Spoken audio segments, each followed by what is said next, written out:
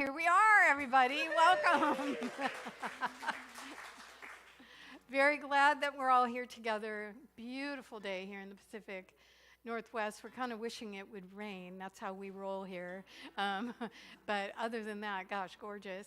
And we have a beautiful team here to take us into some music. So take it away, everybody. Welcome, Kathy.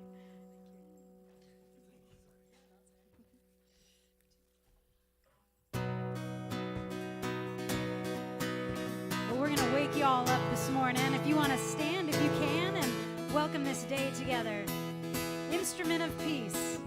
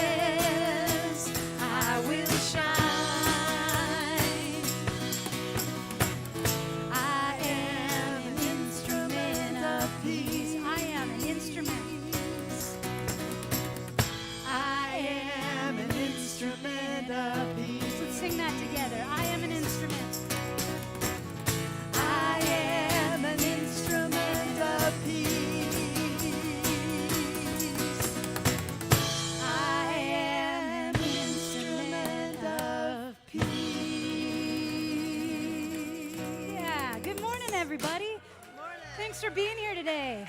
Will you take a minute to greet some of those neighbors out there and tell us where you're from here on social media?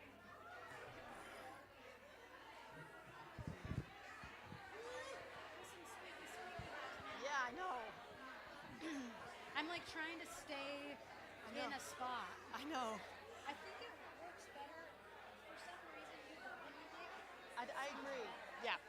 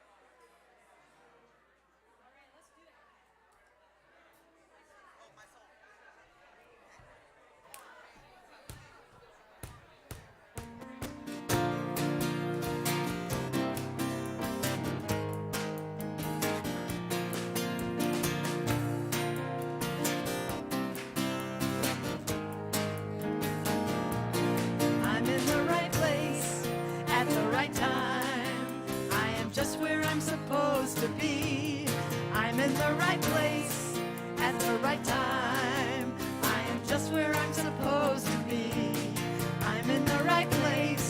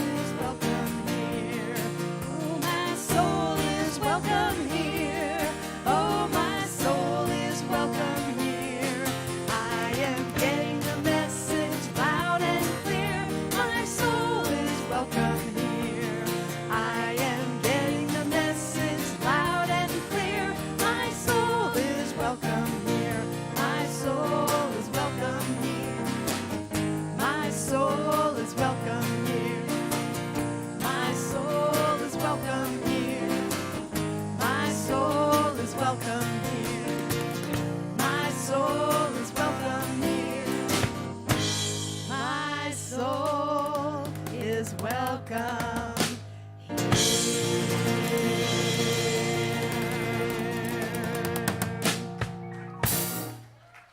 All right. Well, we're going to invite all the kiddos, whoever's here for our kids program today. We've got our teachers up here on stage, and you can come on up and get ready. We're going to sing a song together, and then we'll send you off to your classes.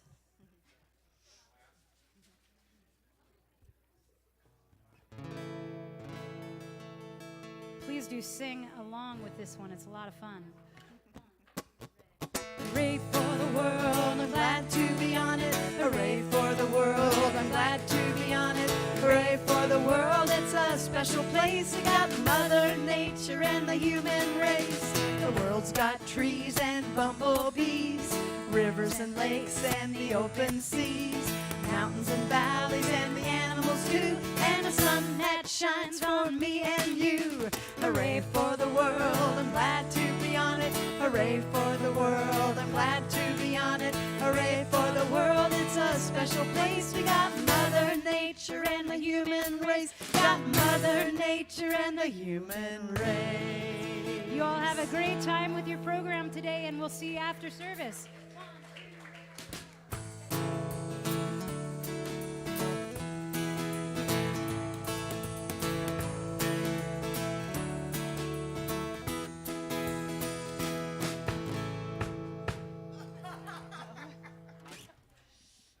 Good morning, everyone. My name is Andrea Wood, and I'm your practitioner this morning, along with Wanda Maddox. There we go, yeah. And I want to welcome you all here, and I invite you to join me in prayer. Settling back, and join me in knowing that there is one presence, one power, one unlimited source of everything that is good, of everything that is kind, of everything that is peaceful. And this one lives in my center and at my circumference. And this is true for me, and this is true for all beings everywhere. As I walk my path in my earthly home, I walk a path of trust, knowing that all the resources that I need are already here. And my path is illumined, sometimes one step at a time. As I turn my thoughts to this morning, to our gathering here at CSL Bellingham, on our beautiful fall, gentle morning, I know that Spirit is expressed and present here in this rich tapestry of our community, expressed as love, expressed as life, expressed as radiant aliveness. I'm so grateful for this truth, and I release my word knowing it is done, and so it is.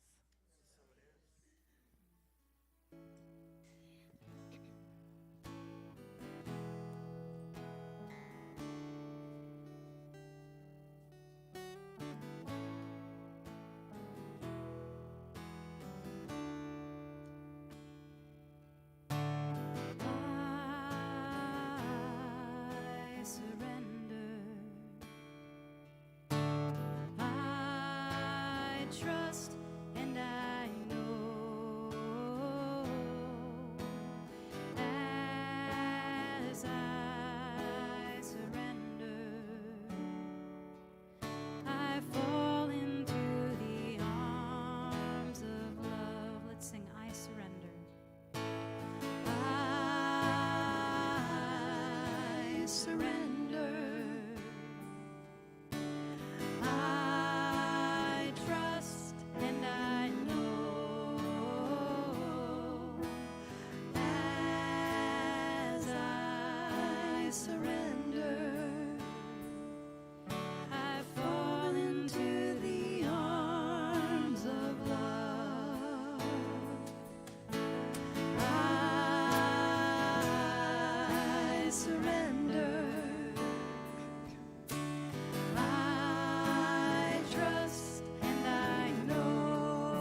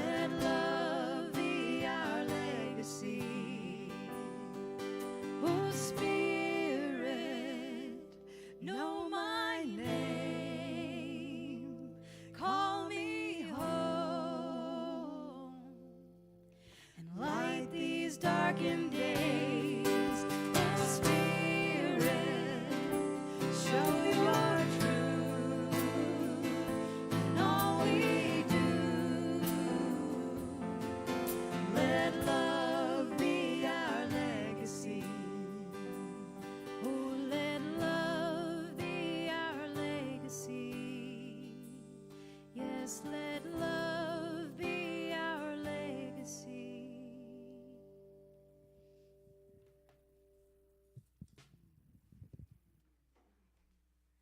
Thank you. Aren't they great? Yeah.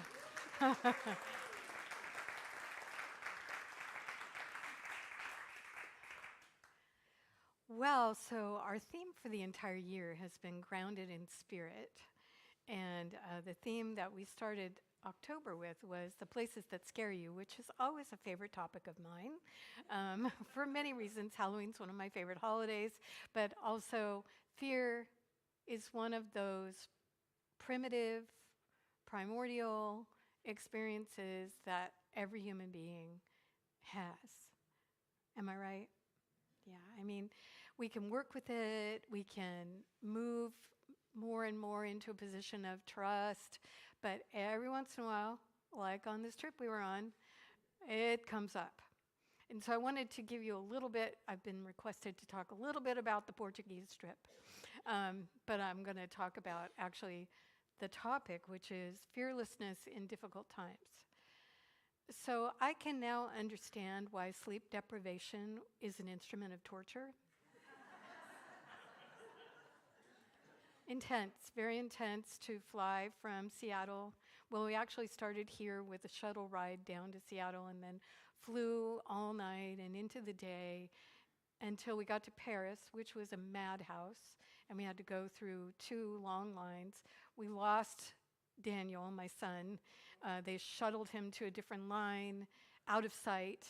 And then once we were through this long, long line, we had an hour, by the way, till our flight, then we had to go through another long line, and we still hadn't seen Daniel. And we've got, 11 of us needing to board the flight from Paris to Lisbon. And so we waved everybody on and waited and waited and waited and waited. And then I'm really glad no one took a picture, because we had also been told that there were baggage handling problems in Europe. So we all tried to simply bring what we needed in a carry-on, which for me was a large backpack. This in itself was fearful, but that's another story. But the thing is, because the lines were so long and Daniel took so long, we literally had to run. I'm not a runner. I am not a runner with a backpack. I'm not a runner. And so running was, and we made it, mostly because the rest of the group basically begged the crew to stop and wait for us. So that was our first fear thing. And then once we got to Lisbon, we then had to go through to get a shuttle to Barcelona. So we arrived in Barcelona in the dark and took taxis to our Airbnb. And it seemed so clear before we left that, this is how you get there and this is how you get in and this is what, to expect. And it was until we got there. And then, it's Barcelona, millions of people who like to stay up really late, and it was really late. And so there's all this activity, and we find the place, thankfully, but we can't get in.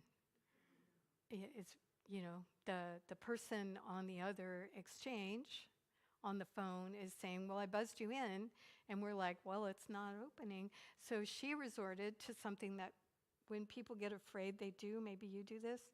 She decided that it would make it easier for me if she typed one sentence and sent it, and then another sentence and sent it, which felt not only condescending, but not helpful. So fortunately, there was a couple that was at the hostel in this same building, and they let us in. And then we had to figure out how to get up, which in Europe, when they say they're on the 2nd floor, they don't mean it. They actually mean like the 4th floor. I guess they're counting the basement. I don't know, but we finally found it, got in. We were exhausted. And when people are exhausted, fear also can arise. We did really well. So we had a brilliant time in Barcelona. There were many fear points along the way. We're in a country where only one of our members actually spoke any Spanish at all. I have rudimentary donde es los baños, that kind of thing.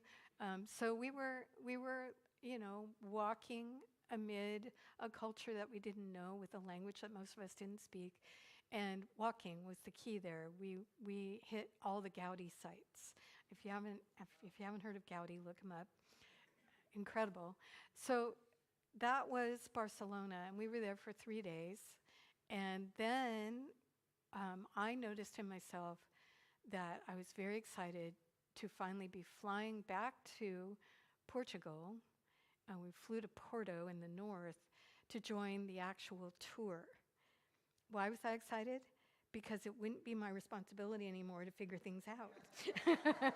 And so, but that wasn't true. Actually, that was not true, sadly. We got there a day early, and we had to figure out how to get to the hotel and all that.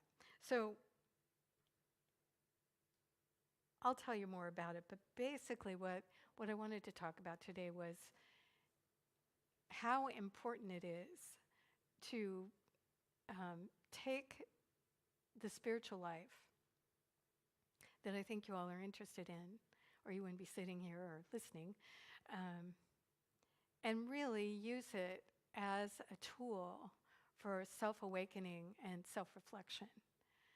And for me, any journey, whether it's afar, like a bunch of us just did, or just getting up in the morning and going into your day is another form of a journey. Any journey is an opportunity for that kind of reflection and awareness. And that's been my favorite part, actually, of the Science of Mind path that I've been walking for so long, is the using the awareness to highlight the places that need to be changed and up-leveled, using awareness to see the places that need prayer, meditation, help, those places, and then to walk in the world, using the world as a mirror to constantly be checking how's that going? How am I doing? How am I showing up in the world? And is this how I want to be living? And that's any journey will give you that, whether it's to your office, it'll really give it to you there, or to a foreign country. So also any journey is going to bring up the places that scare us. Whether you're taking your kid to the bus, or you're traveling with someone to an appointment, there's always the underlying thematics that you and I have that this sort of spiritual lens will show us. What's one of the thematics that we became aware of on our tour, on our trip? There's a theme that runs deep in Sacred Humans, and it is the theme of fearing to be abandoned, to be alone. I don't know if any of you have had that. I'm glad you laughed. We were very aware of it because we were a small but mighty band traveling in a foreign country with not the same language, not the same customs, not the same food. Thank God they had coffee, but other than that, it was all kind of up for grabs. And we became aware of how critically important it was to be the place that held each other as we walked in that unusual and different environment. So why was it important? Because there's a fear underlying most sacred humans that no matter how much work you do is still sometimes arises, which is I'm going to be abandoned, I'm going to be alone, and if I'm abandoned and if I'm alone, I'll die. Basically. That's a big one. And so when people go through divorces, when people's children leave home, when one stage of life ends, it comes up. And so it's not bad that it comes up. In fact, it's really, from a spiritual perspective, good to be aware of these things. It's just really difficult if we haven't worked with it. And that's part of what we do here at the center is we invite people to work with the energies that are sort of underneath the surface so that when we find ourselves in challenging, difficult situations or a difficult world, we have worked with the fears and the underlying themes enough to not be like automatically kind of knee-jerk go into how we've learned to deal with it in our past and not very spiritual lives. So I got to look at both of those. I got to look at the knee-jerk reactions from my past that I did, which was not fun, but I also got to look at the ways that I had evolved and how I began to work with things. So that's what I want to talk about a little bit too is, you know, it'd be lovely, I guess, if there was no adversity in the world. But then again, adversity is part of what teaches us our true nature and the places that scare us. So, I don't know. I brought a list of questions that I was working with as I noticed that I was doing old behaviors when I was super hungry or super tired or super frustrated. So these are the questions I asked, and I've asked our live stream team to post those on the live stream so you all can read them. So this is the first one. What will I do and how will I be when unwanted events occur? I wish I had asked that more before we left. I had no idea that I would be and do what I did and was some of the time, but it's a great question to walk with. What will I do and how will I be when unwanted events occur? It's a question that I can ask myself daily before I start my day, because intention is very powerful in terms of bringing forward what we've learned rather than dropping back into a habitual way of responding to life and responding to other people. One of the things that I found shocking was that I got negative. I'm not a particularly negative person in general, but without sleep and without food, and especially without coffee, not so good, not so good. Pretty negative sometimes. And so I would ask myself, is this how I want to be? Is this how I want to be? And of course the answer was always, no, no, this is not how I want to be. And I would fall into another question. And the question is, will I be able to maintain a steady mind and a kind heart that can accommodate whatever's happening, even if it's difficult? And that would bring me out of self-condemnation and criticism into a place of asking, well, how do I want to be? Well, I want to walk with a steady mind and a kind heart. And so I would return to that. And actually that was very impressive to watch our group kind of go through the crankies, but then return to, you know, that's not how I want to be. I want to be like this. What do I need to be able to walk with a steady mind and a kind heart? Oh, I need food. And that sounds ridiculous, but when you're that far off, it was 8 hours ahead, you don't know when you're hungry anymore sometimes. You're just sort of in a daze wandering around these beautiful ancient cities with all these people, and all of a sudden you realize that the crankies have hit. And perhaps that would be blood sugar, not just a character flaw. So we did a lot of like checking in. Are we hungry now? Should we perhaps stop and have a tapa? Or in Portugal, should we stop and have they're called pastel de natas. Has anyone been to Portugal? So pastel de natas are custard pastries, mostly custard. So I now have a nata waist that I'll be working on, but it was worth every bite.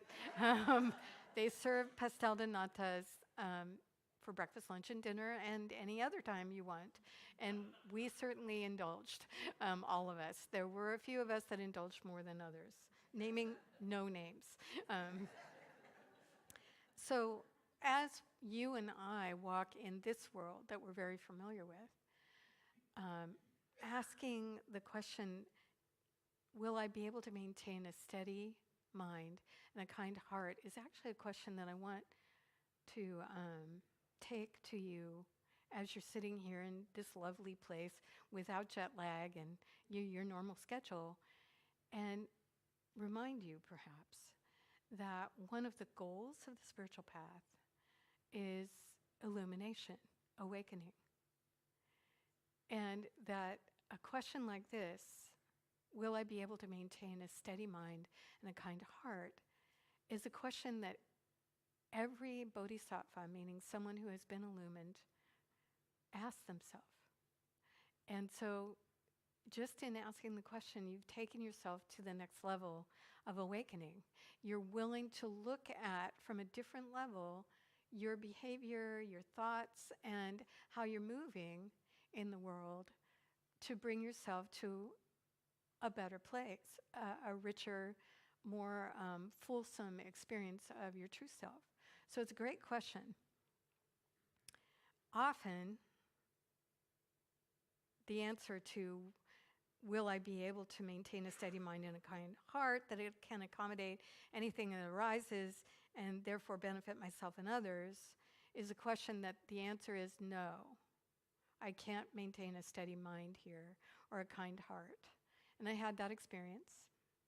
Also, it was a really eventful trip.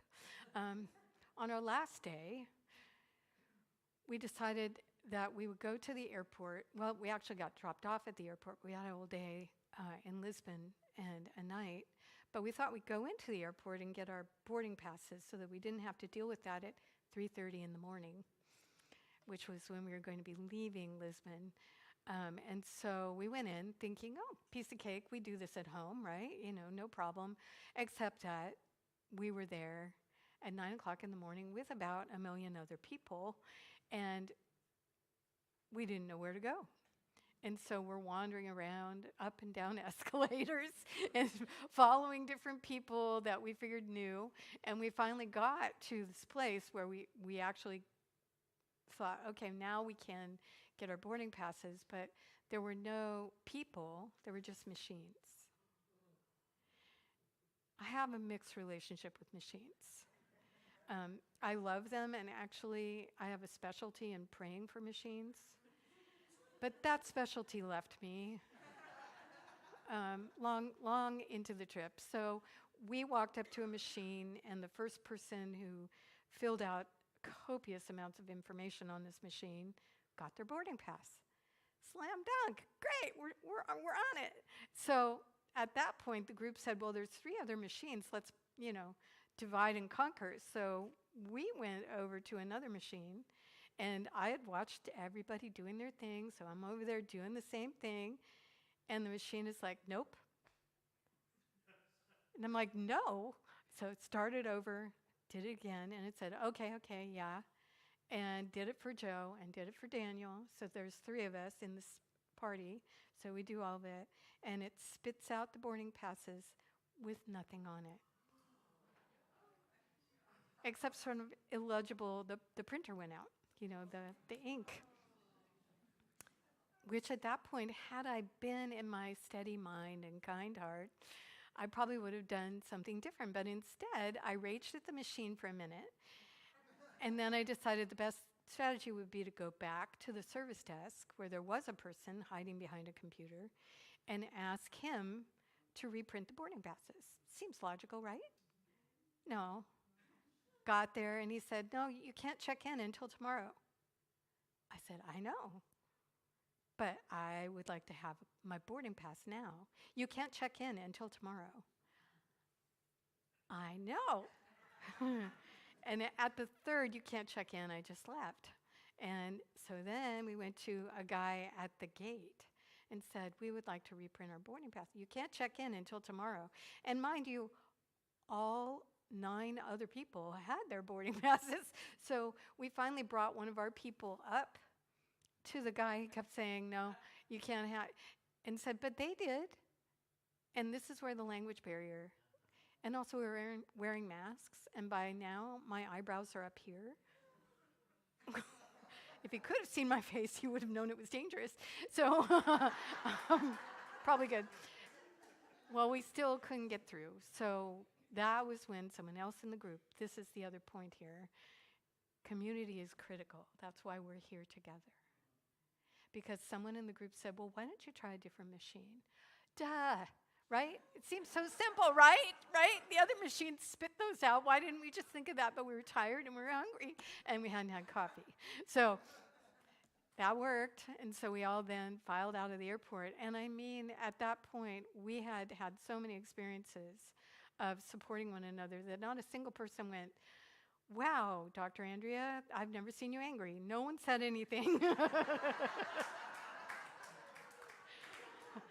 It's just like, let's get a cab and go find our hotel and have some food, sort of. So sometimes we want to have a steady mind and a kind heart, and the situation is such that we can't. So then what do we do? Well, what I did is I apologized to my traveling companions for being the way I'd been, and I also used it as an opportunity to look deeply at what was really going on for me. And what was really going on for me, just so you know, you probably have already figured this out, is I don't like being out of control. Do you? And, here we were trying to set it all up so that everything would be all fine, so that at 3:30 in the morning, which we already knew was not our best time, we didn't have to do that. So I got to look at, so I thought I didn't have control issues anymore. And I don't, mostly. And that's the thing about the spiritual path, is you get to look over and over and over at these habitual things that we do. Why? To make us feel safe, to alleviate anxiety and fear. That's why. So the last question, really, okay, there's two. Will I freak out and erupt in anger, fear, or self-condemnation when things get hard? The answer to that is a resounding yes. But the last question is really the one I wanted to bring to you, because it's a question like that one: what will I do and how will I be when unwanted events occur in this day? This question is like that one. In other words, kind of a roadmap question for calling us into our best self. This one says, will adversity bring out my basest nature? In other words, the negative habitual parts that I've worked so hard to overcome. Or will adversity bring out my best ones? And that's a question to live. Because, of course, I would want to choose that as I walk in the world with all these lovely millions of people, that I would be the place that when adversity strikes, I would be bringing out my best self. And I'm telling you all the hard parts, but actually I did that a lot. A lot. I was really my best self most of the trip. But it's important in this discussion of fearlessness in difficult times to translate that now to you and to me and to us, because you may have noticed we're in difficult times. Not necessarily us personally, but just on that trip of 15 days, there was a hurricane that wiped out parts of the East Coast. There was something that happened. I wasn't tuning into news, but I heard about it. Bad news will follow you, So there was something that happened where a school was blown up was it Afghanistan? And then something happened in Thailand, and I still don't know what happened there. And so, difficult things. In addition, for those of us who are tuned into the environmental crisis that we're in, you may be looking ahead going, there may be adversity in our future as a human race. And so practicing now to have adversity bring out our best selves rather than our base nature is going to go a long way to having the world we want to have, regardless of what occurs. And what I mean by that is simply this, that, who we are and who we choose to be matters immensely to the world experience. We're not isolated beings. We are connected all together.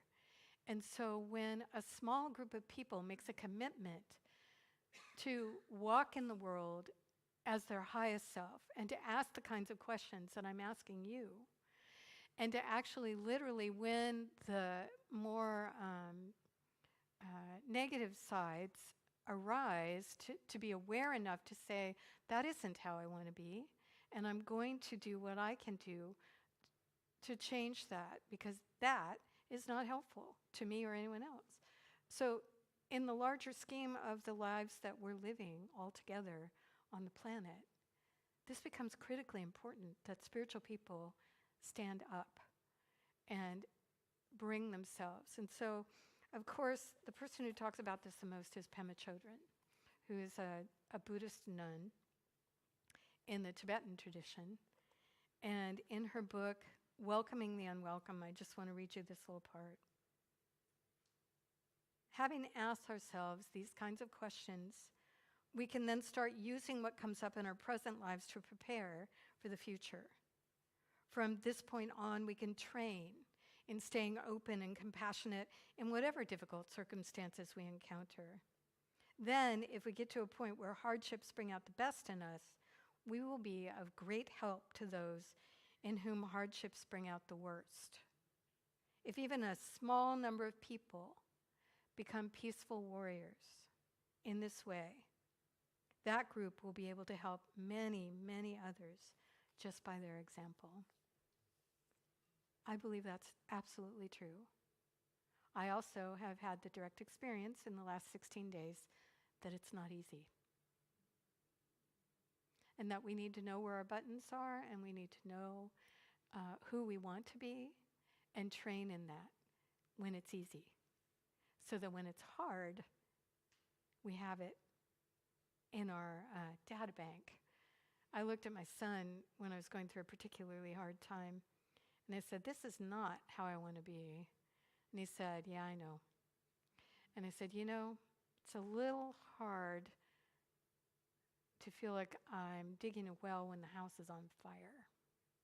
It's a little late when the house is on fire to dig the well. And he said, that's not true about you. You just are hungry.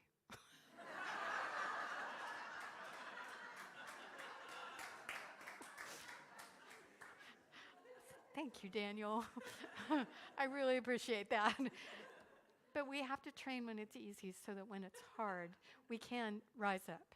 And in that moment when I was talking to him, I was rising up by talking to him about it and saying, hey, this isn't how I want to be. And it was so kind that someone who's known me a long time can say, that isn't who you are. So last point, and then we'll close. Community is critically important at this time in the human evolution. What I saw in Portugal and in Spain, and what I see in our country and probably around the world, is an isolation taking hold, and a lack of understanding of the power of a community, particularly a spiritual one. Religion has really gotten a bad rap, especially in Europe. There's Catholic churches on every corner, and they're not open.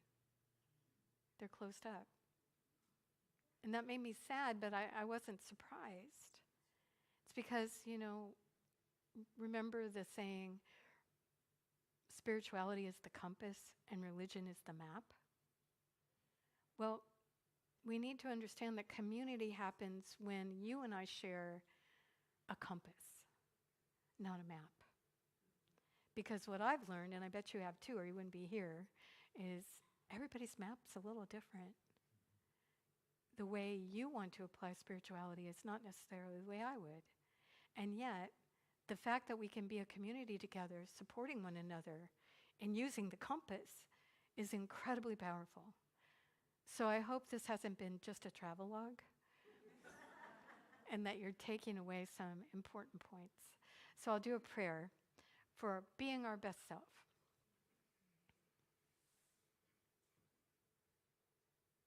Humbled and open, I remember that the compass I hold is one where true north lies within. It is the essence, the spirit, the true nature that every sacred human and every being everywhere has. It is wise. It moves with love. It knows how to do me better than I know how to do myself. and you too.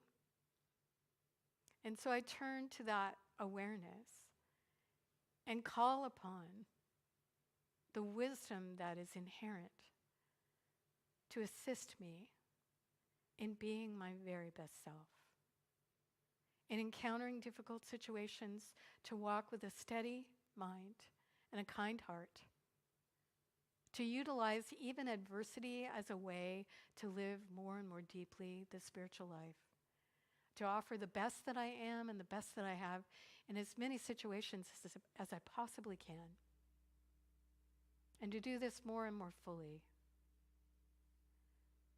As I accept this unfolding in me, I am transformed, and I am grateful.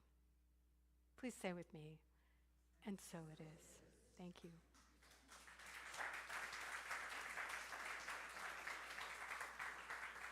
I'm going to invite the ushers to come forward. They also are jet lagged, so be kind to them. I don't know, you guys look pretty perky. You're bringing your best selves. Thank you for your donations ahead of time. We really appreciate it.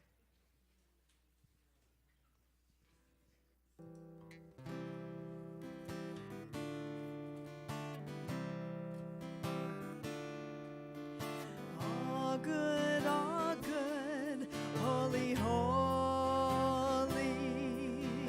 All good, holy, holy.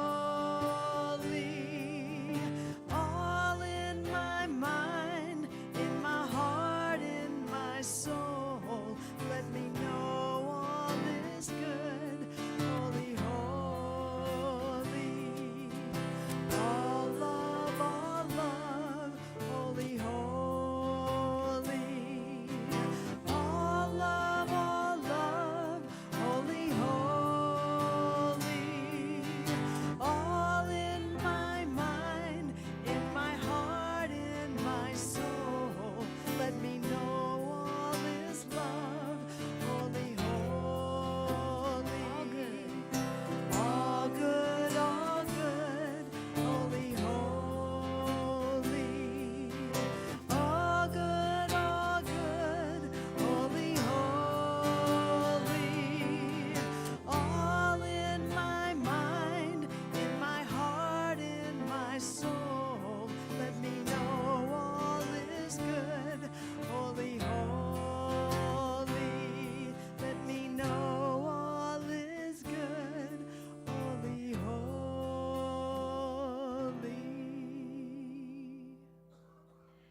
Well, I'm back doing announcements. The jet lag version. Okay, so we have an event coming up this coming Saturday, and you're invited. And you're invited, especially if you live in this area.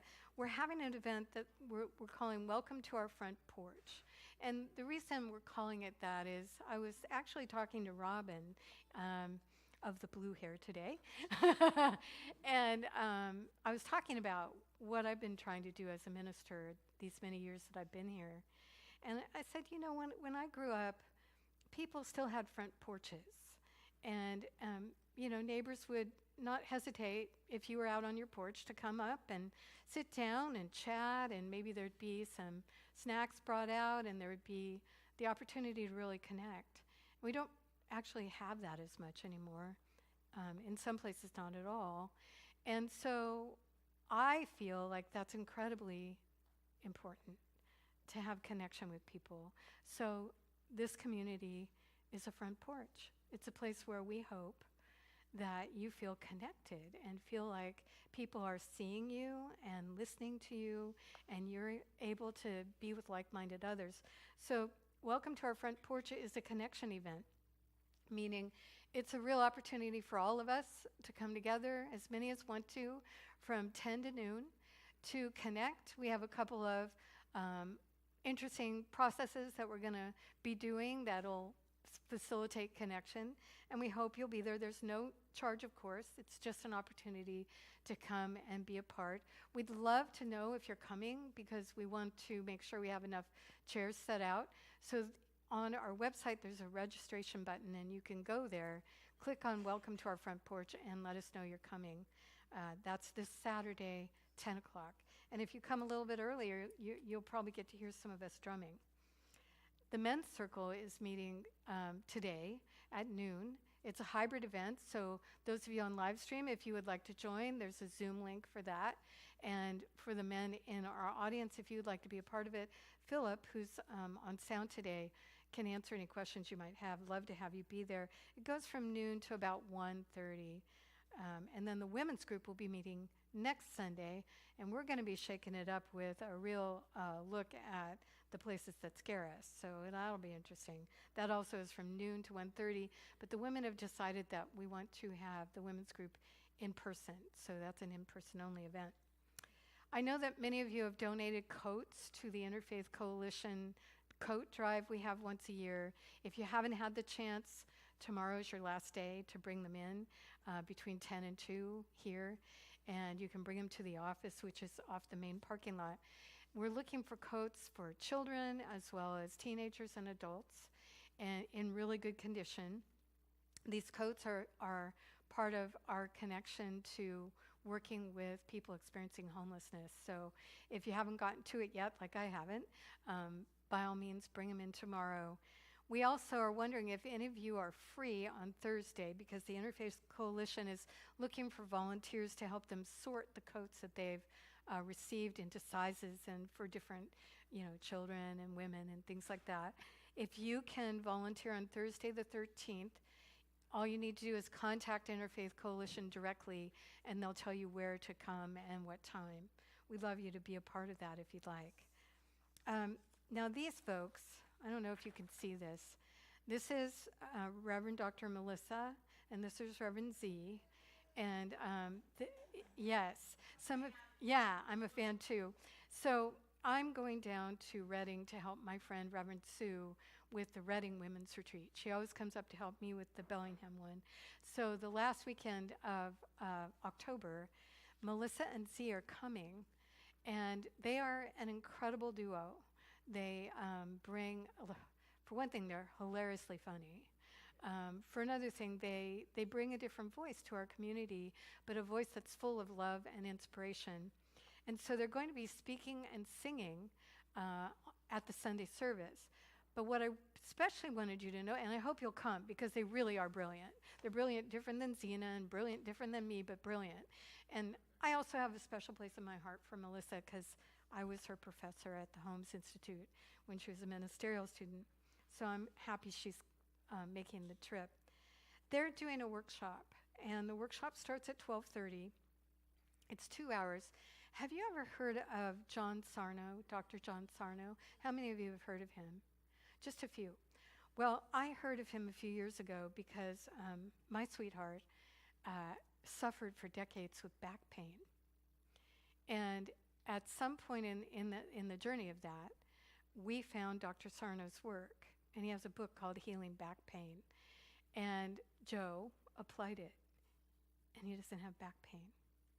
It was astonishing and incredible and amazing, and it's something that many, many, many people have applied and had success with. And it's not just that. It's a technique that they're going to be teaching, because they're big Sarno fans. They're going to be teaching for people who might have fibromyalgia or chronic fatigue or other pain of different sorts. And so I wanted you to know about it and how much it's impacted our lives positively, because it's rare that you get a workshop on John Sarno's work. So that's also going to be on, I think it's the 30th, and it's a 2-hour workshop. They have to have 10 people or they won't offer it. So we would love you to pre-register. The cost is $25, and part of it goes to the center and part of it goes to them for their travel expenses. Love you to come and see them and support them and be part of the service, and then go off, have lunch or bring lunch here, and then do this workshop. Really, really powerful. And then the last thing I wanted you to know about is we have for many years now honored our dead. And we have taken Day of the Dead, which is a celebration from Hispanic culture, as an opportunity to be witness to those we have lost. both sacred humans and sacred animals. And so we're going to be setting up altars and inviting you, if you would like, totally optional, to bring a picture or a memento of someone or a being that you've lost and place it on the altar. We always have the altars set up ahead of time, so the first altar is going up on Sunday, October 23rd. It'll also be up on the 30th, and then the celebration for Day of the Dead and our witnessing for each other of the people and the beings we've lost will actually be on All Souls Day, November 2nd. And so it's an evening event, and we're going to have fire, and we're going to have an opportunity for the Threshold singers to come and sing to our grief. And we'd love to invite you to come and be a part of that. I know it's a little weird. Our culture doesn't do this very well, but I promise you it's really quite significant and meaningful. So if you've lost anyone or anybody, furry or otherwise, feel free. That's going to be happening soon. And I understand that the choir's going and that Kathy, our choir director, is still looking for voices. So if you are free on Monday nights from 6:30 to 8, she's going to be rehearsing here, and she'd love to have some more voices. Okay, that's enough, huh? Why don't we stand and we'll sing our way out of here. Today and every day I'm gonna dwell upon the good. Today and every day I'm gonna dwell upon the light. Today and every day I'm gonna dwell upon the peace. Today I'm finding gratitude for all that's right. What we dwell upon, we become. What we dwell upon, we become. What we dwell upon, we become. So let's dwell upon the good. Today and every day I'm gonna dwell upon the love. Today and every day I'm gonna dwell upon the grace. Today and every day I'm gonna dwell upon the joy. Today I'm seeing God in each and every face. What we dwell upon, we become. What we dwell upon, we become. What we dwell upon, we become. So let's dwell upon the good. What we dwell upon, we become. What we dwell upon, we become. What we dwell upon, we become. So let's dwell upon the good. Yeah, let's dwell upon the good. Have a wonderful week. We'll see you again soon.